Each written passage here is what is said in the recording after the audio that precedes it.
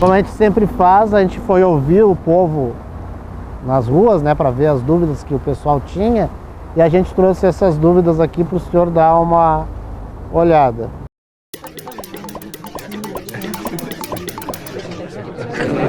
Meu nome é Certa Valda Manfredini Pellegrini. Sim, a senhora quer saber quem é que é responsabilizado? Então pergunte isso para mim. Quem é responsável pelas crianças não frequentarem as aulas, né? Será que são os pais? Será que é isso? Eu acredito um pouco que tem que ser os pais em primeiro lugar, né? E depois talvez as crianças tenham que se sentir bem acolhidas na escola, né? E eu acredito que seja isso, porque hoje em dia a gente vê muita coisa, muito exemplo assim, né, de professores que as crianças se são bem amadas, bem acolhidas, elas também têm a vontade também de voltar à aula, né? Via de regra é isso que ocorre, né? Mas existem outros fatores que às vezes perpassam a questão dos pais e a questão da própria escola. Só para te citar um exemplo, muitas vezes ocorre a questão de falta de transporte. E aí a criança deixa de frequentar a aula por problemas relacionados à falta de transporte, questão de problemas de tratamento de saúde, né, na rede de atendimento. Então, são várias causas, mas ela tem razão nessa questão da necessidade de que a escola seja um local acolhedor, né, que seduza a criança e o adolescente a permanecer na escola.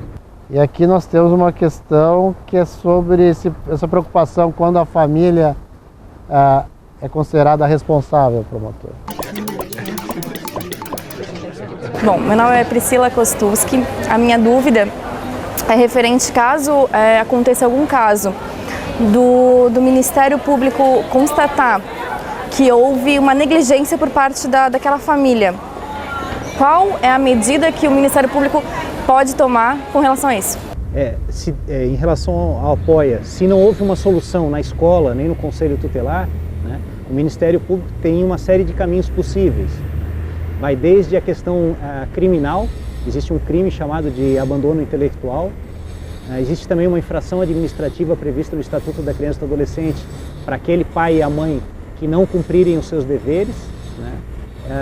E existe, por fim, uma situação mais grave, que seria a questão da destituição do poder familiar, né? No caso em que se verifica que o pai e a mãe efetivamente não estão possibilitando a educação do filho, né? Existe a possibilidade, inclusive, de eles perderem essa condição de pai e mãe através de uma ação própria que está prevista no Estatuto da Criança e do Adolescente. O objetivo é fazer com que essa criança retorne à escola, né?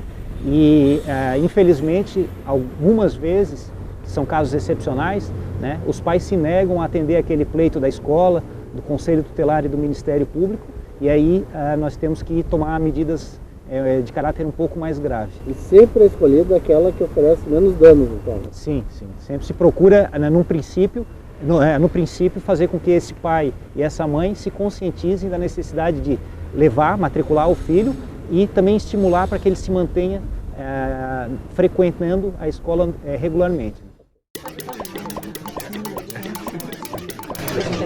Meu nome é Ademir Carminados e eu gostaria de fazer uma pergunta para o Ministério Público, no caso para o promotor, a respeito das crianças que vão armadas para as escolas. Quais seriam as providências que tomariam? O senhor quer saber que tipo de providência pode ser tomada para evitar para isso? evitar tragédias que a gente vê e lê. Tem acontecido muitas, não faz agora, muito aconteceu, a criança matou uma outra com a arma dos pais. Diz que é acidental, mas Quem é o responsável? quem é o responsável?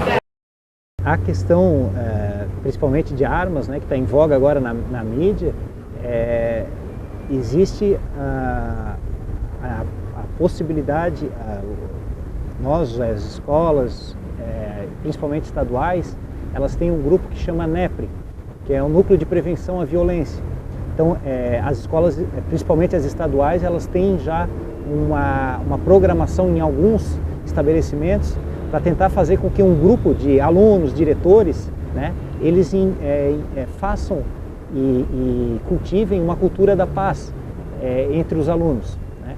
Existe todo um método, todo um sistema para se fazer isso. Eles estão fazendo reuniões com delegados de polícia, promotores de justiça, para tentar incutir não só nos alunos, como também nos professores e diretores, essa cultura da paz. O Ministério Público, por outro lado, ele também ele tem a campanha do Conte Até 10, né, que foi instituída pelo Conselho Nacional do Ministério Público ano passado e que nós já fizemos a abertura aqui estadual no início do ano e tivemos um outro evento há pouco tempo, em julho, em Caçador, né, que tem esse mesmo sentido, de apregoar a cultura da paz. Então, o caminho mais rápido e mais eficiente é a questão da cultura, de trazer para o aluno essa necessidade de ter essa cultura da paz, do não enfrentamento, né? Agora, claro, existem outras medidas, por exemplo, a própria responsabilização dos pais que por acaso deixem de forma inapropriada uma arma à disposição dessa criança ou desse adolescente, né? Eles vão responder criminalmente, inclusive podem responder no caso de um homicídio, né, praticado por essa criança, por esse adolescente, também como por homicídio culposo, né? Então existe uma série de responsabilizações previstas em lei, mas eu entendo que o mais importante para a gente prevenir é a questão da cultura mesmo, da educação dessas crianças para novos valores. Meu nome é Nádia, eu sou professora e eu gostaria de saber o que o Ministério Público faz sobre a evasão escolar e como é que eles sabem que tem bastante criança fora da escola, tá? E o que eles fazem depois para colocar essas crianças de volta. São três perguntas, né? O que faz, como é que descobre, o que é feito para nós ver. A descoberta da questão da infrequência escolar, quer dizer, aquele aluno que está matriculado e não está frequentando, ela ocorre via de regra através do próprio apoia, né? Quer dizer, a escola tenta trazer esse aluno de volta, se ela não consegue, ela encaminha para o conselho tutelar, e o conselho tutelar, se não conseguir também, aplicando todas as medidas possíveis, encaminha para o Ministério Público e ele passa a ter conhecimento desse fato. Muitas vezes há casos em que a criança não está nem matriculada, e a gente, nesses casos de evasão escolar, a descoberta pelo Ministério Público ela vem através de denúncias de terceiros, né? E ela pode ocorrer através de Disque 100, através de denúncias feitas diretamente ao Conselho Tutelar ou ao próprio Ministério Público. E aí as medidas são tomadas a partir dessa situação. Dependendo da causa, o Ministério Público tem um amplo leque de medidas a tomar, né? Eu posso citar assim, desde atendimento psiquiátrico à própria criança, até medidas em relação aos pais ou em relação à própria escola, né? Então, é uma série de medidas dependendo da causa que deu aso a essa situação.